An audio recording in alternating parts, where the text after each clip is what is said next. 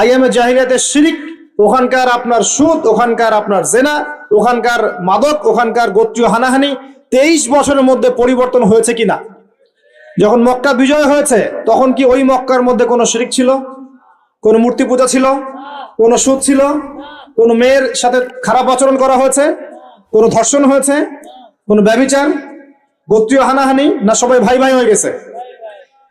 23 বছরের মধ্যে আল্লাহর নবী কি এমন করলেন যাতে একটা অন্ধকারাচ্ছন্ন সমাজ আলোকিত হলো? কি এমন করলেন কে বলতে পারবে?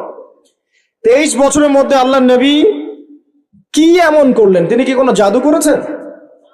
তিনি কি মানুষকে বশ করেছেন? তিনি কি আল্লাহর ফেরেশতাদেরকে দিয়ে জোর করে মানুষকে দিনের দিকে নিয়ে আসছেন? তিনি কি মানুষের গলায় ছুরি ধরে ইসলাম কবুল করিয়েছেন? এই কোনো কাজই আমাদের নবী মুহাম্মদ সাল্লাল্লাহু আলাইহি ওয়াসাল্লাম করেন নাই। করেছেন? মানুষের হৃদয়ের মধ্যে আগে হারাম ছিল, নবী সাল্লাল্লাহু আলাইহি ওয়াসাল্লাম হালাল ঢুকিয়ে দিয়েছেন। মানুষ আগে বস্তুবাদী ছিল, দুনিয়া কেন্দ্রিক ছিল, আল্লাহর নবী মানুষকে পরকালমুখী করেছেন। মানুষ আগে আল্লাহকে চিনতো না, আল্লাহর নবী মানুষকে আল্লাহকে চিনিয়েছেন। মানুষের কবর, হাসর, জান্নাত, জাহান্নাম নিয়ে এত চিন্তা ছিল না, আল্লাহর নবী তাদেরকে পরকালীন জীবন সম্পর্কে সচেতন করেছেন। করেন নাই? কিভাবে করেছেন? উত্তর, নবী সাল্লাল্লাহু আলাইহি ওয়াসাল্লাম দুইটা উৎস দিয়ে করেছেন। কয়টা উৎস ভাই?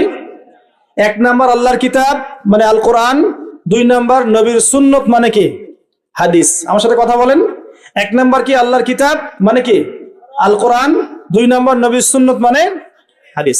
এই কোরআন এবং হাদিসকে কেন্দ্র করে মাত্র 23 বছরে নবী সাল্লাল্লাহু আলাইহি ওয়াসাল্লাম পুরো জাহেলিয়াতের চিত্রই পাল্টে দিয়েছেন। পাল্টে দিয়েছেন কিনা?